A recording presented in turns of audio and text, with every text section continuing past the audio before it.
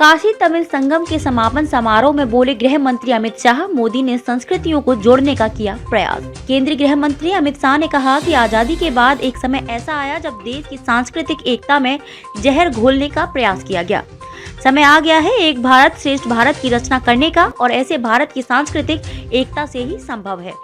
उन्होंने उत्तर और दक्षिण भारत को करीब लाने के लिए 1 माह तक चले काशी तमिल संगम के समापन समारोह में ये बात कही। इस अवसर पर मुख्यमंत्री योगी आदित्यनाथ ने कहा कि 1 महीने में तमिलनाडु से अलग अलग समूहों में आकर लोगों ने न केवल विश्व को दी प्राचीनतम सभ्यता। इस अवसर पर मुख्यमंत्री योगी आदित्यनाथ ने कहा कि 1 महीने में तमिलनाडु से अलग अलग समूहों में आकर लोगों ने न केवल विश्व को 2 प्राचीनतम सभ्यता संस्कृति को जाना, एक भारत श्रेष्ठ भारत की कल्पना को मूर्त रूप होते हुए भी देखा है।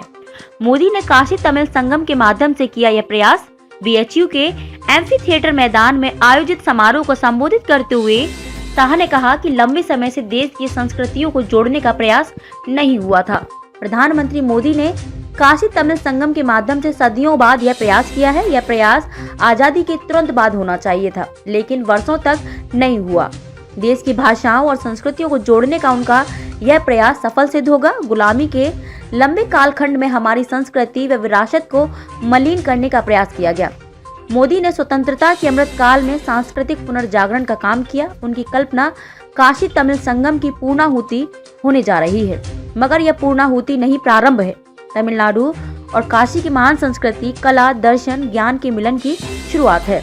तमिलनाडु से आए भाई बहन काशी से गंगा जल ले जाकर रामेश्वरम में अभिषेक करें और जब आएं तो वहां की मिट्टी गंगा की रेत में मिलाएं। इस अवसर पर उन्होंने 2 पुस्तकों मोदी ड्रीम्स मीट डिलीवरी और अंबेडकर एवं मोदी सुधारक का विचार परफॉर्मर का काम के तमिल अनुवाद का विमोचन भी किया।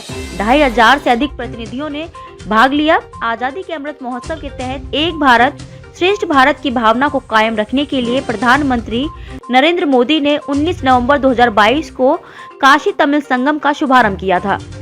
यह आयोजन राष्ट्रीय शिक्षा नीति 2020 के तहत की गई पहल है। शिक्षा के 2 प्रमुख केंद्रों आईआईटी मद्रास और बीएचयू ने मिलकर आयोजन की रूपरेखा तैयार की।